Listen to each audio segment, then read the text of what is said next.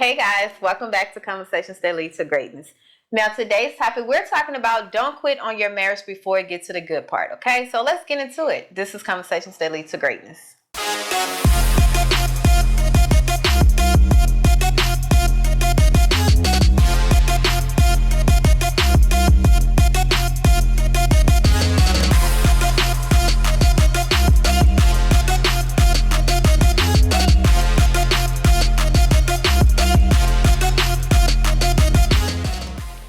My name is Akeisha Smith. And I'm Lester Smith. And welcome to Addicted to Greatness Coaching Podcast, where we educate, motivate, and inspire you to break free of your limiting mindsets in marriage, faith, and finance that hinders your ability to create the life you desire. Okay?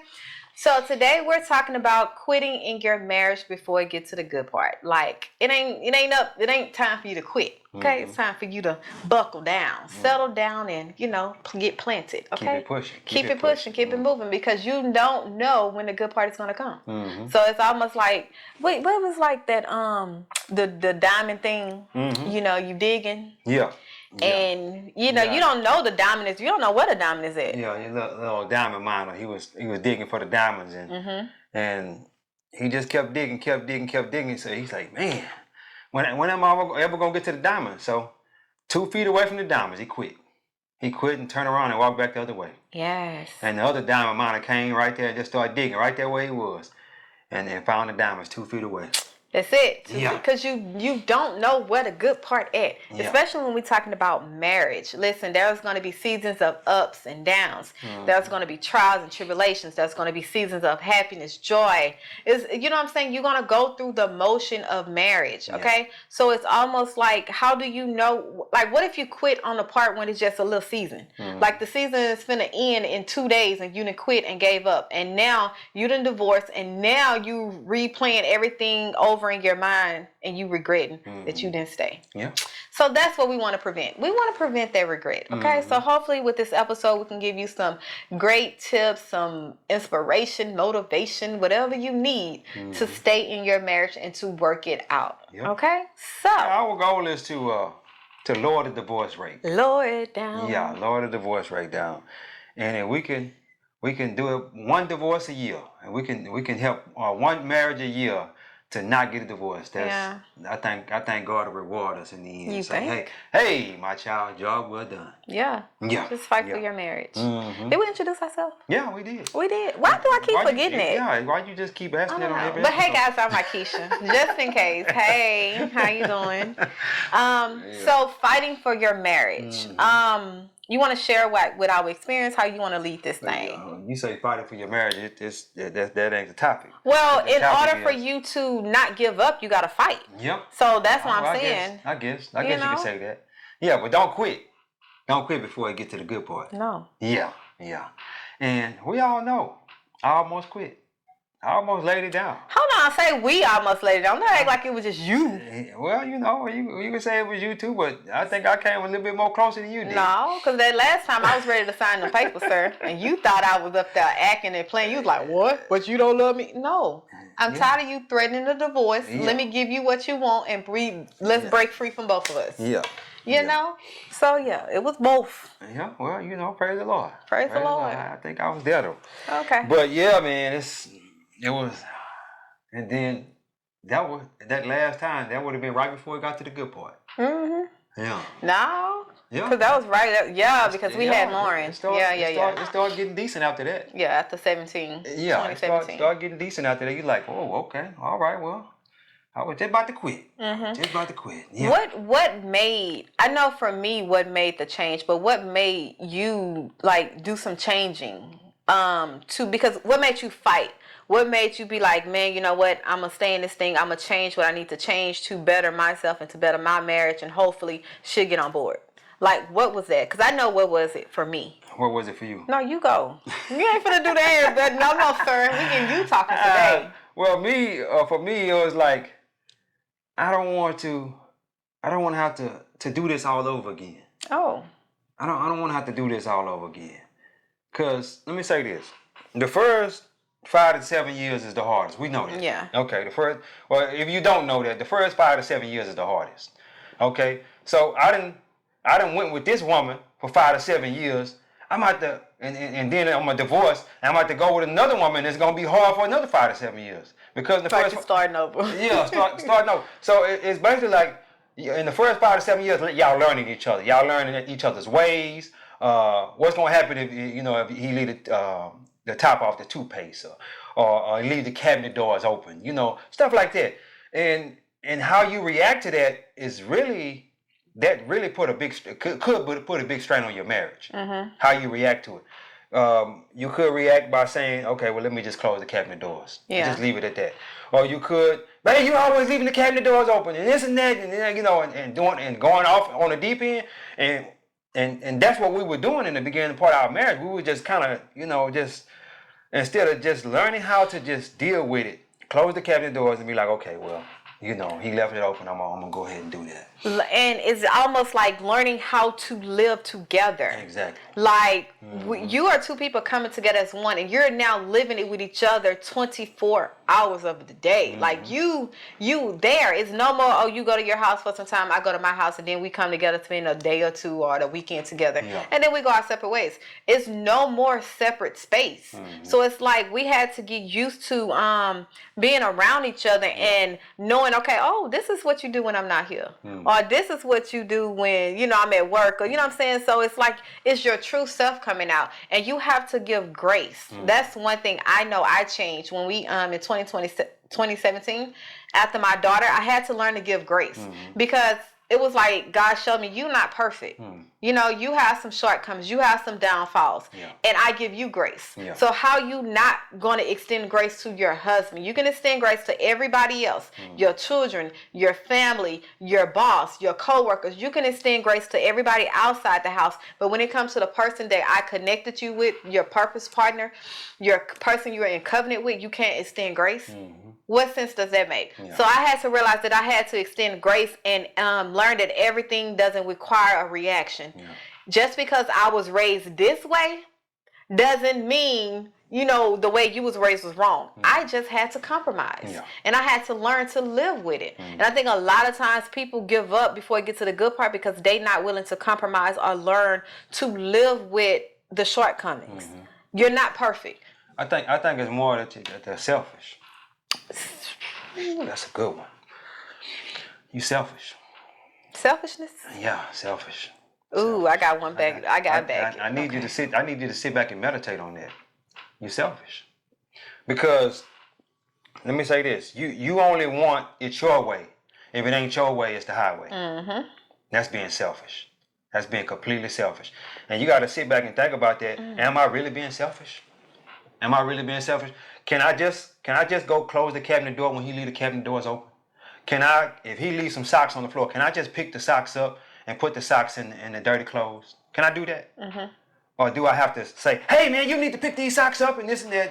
Or throw it in your face. Well, I done did this. I picked this up because you left that. You left the socks on the floor. I picked it up and just going off the deep end. And now what I realized is that us now, we're totally different people than when we first got together, because we can go behind each other and pick up this or pick up that and be like, okay, he left that on, or he left that out. I can pick that up. I can do this. Or she left that out. I can pick this up. I can do that. You know what I'm saying? What you gotta say? Because in a marriage, you serve each other. Yeah. You serve. You can't be a selfish person and want to serve. When you're selfish, you're only thinking about me. What I can get, what this person can do for me. And I don't have to do nothing else because it's me. When you're in a marriage, you are to serve each other. Wherever he falls short, I serve in that. Wherever I fall short, he serves in it. So we're serving each other for the greater good. It's not, and the greater good is your marriage, is your unity, is the legacy that you're building, is your curses, the generational choices you're breaking, and generational wealth. Like that's what you're building. That's the greater good. So it's almost like, how can you be selfish and then say, okay, serve me? And then you expect that person to just do, ignore your downfalls and your shortcomings and just be like, oh, I'm going to serve you. I'm going to do this. I'm going to love you. I'm going to give you this. No, that's not how marriage works. Marriage is a partnership, and it's require you to serve each other at a level that needed to be, wherever that level is at in that season, you have to serve. You have to humble yourself. And I think that's why God said for us to submit to each other. You know, in the Bible, we always say women submit. Yes, it does say that, but the husband's supposed to love. That's in their love. That's their submission to us. We all submitting to each other. It's not just one. And when you submit, you understand that, hey, I'm not perfect. You're not perfect. This marriage is not going to be perfect. But as long as we're fighting, as long as we're working on ourselves and changing and becoming our best self, our highest self, the marriage have to work. Yeah. It's going to work. It's like no option. It has no choice but to work. It has no choice because you're doing the work. I think a lot of times people quit on their marriage right before it get good because they don't want to do the work. They always say marriage shouldn't be this hard. What? Life is hard, boo. Life is hard. Period. Whether you have money, if you have money and wealth and all these things that we're striving to get, that's another level of hardness. Now you have something, hey, do you want me for my money? Are you true? Are you know what I'm saying? You have another set of problems. And as versus the person that's in lack and poverty. Those are a different set of problems, but you're going to have problems in this life. Life is going to get hard. And let me say this. A lot of us don't know we're put here to serve. We don't know that. So I'm telling you now, you're put here to serve. And you have to decide yourself on the capacity that you're going to serve. Okay? Let me tell you why I know you're put here to serve. Because, okay, my wife, first of all, I'm put here to serve her and she's put here to serve me. And when you don't serve each other, guess what happens? Disruption gets in there. I'm put here to serve my kids. I'm here to teach them, mold them, and to help them be the person that they want to be in the long run. Okay? I'm here to serve other people. I'm here to serve my boss if I have a job. I'm here to serve, if I have a business, I'm here to serve the people that are, let me say this. If you're not serving in some capacity, you're not living. You're not living. You just selfish. You're just selfish. You're just going through life. Because let me say this. We're put here to help with our testimony. And how can you help with your testimony if you're not serving? You have to tell your testimony to another person in order to help them in their problems. You understand what I'm saying? Just like we're here having our testimony with you guys, and we're serving you guys by telling y'all what we went through and to help you not go through what we went through. Yeah. Or even if you go through it, help you to push through it. You understand what I'm saying? Yeah. Mm-hmm. And that's the whole thing when we talk about marriage, man. It's a partnership. Get that in your head. Yeah. Like y'all on the same team. Mm-hmm. Yeah. And it's like and it's crazy because it's gonna be. Let me just say the inevitable. It's gonna be a season in your marriage where one of you are fighting and the other one is not. And you're going to feel like, man, I'm trying to do everything. I'm trying. This person is not seeing it. They're ungrateful. They don't see the change I'm making. It's going to come. That does not mean for you to stop. Because at the end of the day, if you're changing for yourself, for your greater good. Not for this person. Yeah. Because when you change for yourself, no matter if the person see it or not, you're going to be happy that you became the person you need to become, that God has called you to become. So that way, if that person, you get a divorce, he don't see it, the next person you get with, they appreciate your growth. You are growing. Like, we're supposed to have perpetual growth in life. Yeah. We're supposed to continue to evolve, continue to grow, even separate. Yeah. A lot of times we get in a marriage and think it's all about togetherness. Yes, to a point, but you also have to have a separation. You got to have your own identity, separate. Yeah. So, and I think that's where we fall short when we feel like, okay, we're not together, we're not bonding something is off in a marriage. Yeah. It's a season. It's just a season. Yeah. It's not the end all. Yeah. But if you choose not to fight, it's the end all be all. So you never know when the good part is here. and I'm transparent. You're transparent. Yeah, go ahead on with it. And it's crazy because it just happened like last week or this week. We was in a season where it was just not a season, but we was just off. Okay. We were just off, and We know what it was. It was the sexual tension. No, you had no sex. Okay, let me tell you. You ain't gotta go into details though. You gotta tell them if you gonna tell them all that. You gotta go ahead and go in there. I'm saying not into your details. Let me do the details. Okay, well, you're gonna go all into the picture, colors, and shape. No, so it was sexual tension there, right? Okay. And we can feel it. And because we didn't roll this roller coaster before, we knew what it was. Yeah. And it was almost like it kind of got to us in a point where we snapping at each other, and we are not, in sync, or you know what I'm saying? Yeah. But we still showed up for Addicted to Greatness. You see what I'm saying? So we didn't let this one thing, because we know what it was. Yeah. We know what it was. Yeah. We didn't let this one thing stop us from progressing. So we didn't stop what we had set out to accomplish, because we was off, because we knew it's just for now. All we got to do is come together, be selfless, put our pride aside, come together, have sex, and we good. Yeah. Now we back, we good. Have 15, 30 minutes and we good. No, It don't take long. We don't. I'm gonna say, don't take 30. It don't take all that. You know what I'm saying? You got to be in there for an hour, humping and pumping and all that. I got time for that. We got money to make. We got stuff to do. Let's go ahead and release this tension. Yes. And get that bond together. You know what I'm saying? Because let me tell you this. When you in a marriage and sex is, it's a major thing.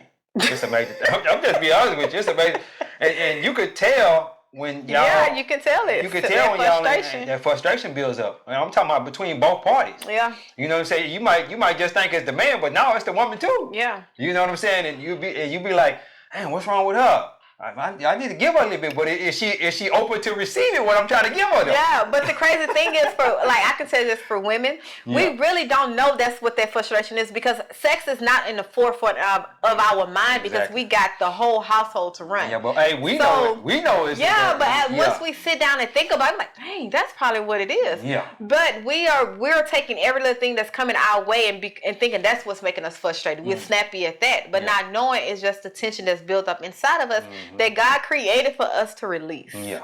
Like, do you know how good God is? Yeah. Do you know He is so good That's a blessing. that He created orgasm? Like, no, for real. Like, God in a marriage. Like, let me say this real quick. Do you know? Like, think about that. It's so much that can be released in just an orgasm. So much stress, so much built up anger, so much frustration. You understand? Just in one orgasm. So when a man leaves and he goes cheat, he releasing all that frustration. Just how you gonna go that way? I'm just saying. Think about that though. I'm not telling nobody to go cheat. I'm not telling you to do that. But he like, I need to release this thing, and my wife ain't allowing me to release this. Yeah. So I need to go release it somewhere else. What is else. that release? Instead of going in the restroom and releasing it in there, I need to release it on a woman. But it's nothing like, because God created intimacy, right? Yeah. And He created because our spiritual bodies intertwine, our energy, intertwine each other. And have you noticed, like, when you're intimate with a person, it's not just getting off. It's just the feeling that it gives you. Like, you holding them, you loving them, you talking to them. You know what I'm saying? It's that intimacy. That is why God only say have sex with your wife, or you're, in a marriage, in a covenant, because of the power that it holds.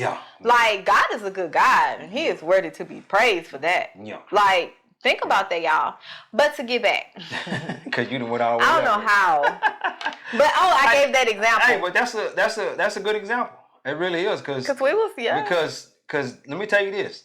That was in the beginning part of our marriage. That was one of the major things in our marriage on why we was bumping heads. Yeah.